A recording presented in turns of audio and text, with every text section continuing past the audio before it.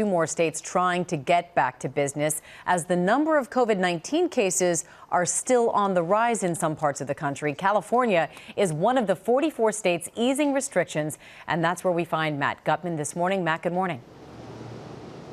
Hey, good morning, Amy. In those 44 states you mentioned, that means nearly 300 million Americans are taking baby steps back to normal. And for businesses like LA's Flower Market, it is absolutely critical to open for business ahead of the Mother's Day bonanza in order to stay in business. This morning, with those gates going up and foot traffic going in, the nation's so-called soft open. As of today, 44 states easing at least some COVID restrictions.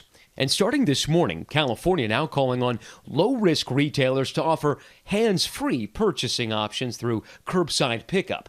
The governor revealing the first known case of COVID in the state happened in a salon. This whole thing started in the state of California, the first community spread in a nail salon. And I'm very worried about that. And many of these salons with people that had procedure masks on were using gloves and were advancing higher levels of sanitation. And starting tomorrow in Nevada, where COVID has ravaged the tourism industry, you'll be allowed to dine at a restaurant at 50% capacity, excluding casinos. And in Indiana, places of worship opening doors today ahead of weekend services. In Texas, personal services like salons and barbershops opening today. But Texas is one of nearly 20 states, most of them in the center of the country, that are opening while COVID cases and deaths continue to climb.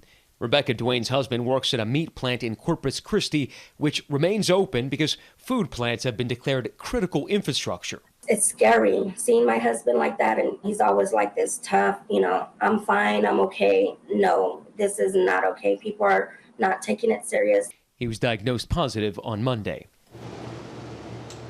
Now, public health officials concede that opening up will likely mean higher cases in some places, but they say that most states are going through this cost-benefit analysis because staying closed also has a cascade of dangers, including joblessness, addiction, and even a rise in suicide rates. George.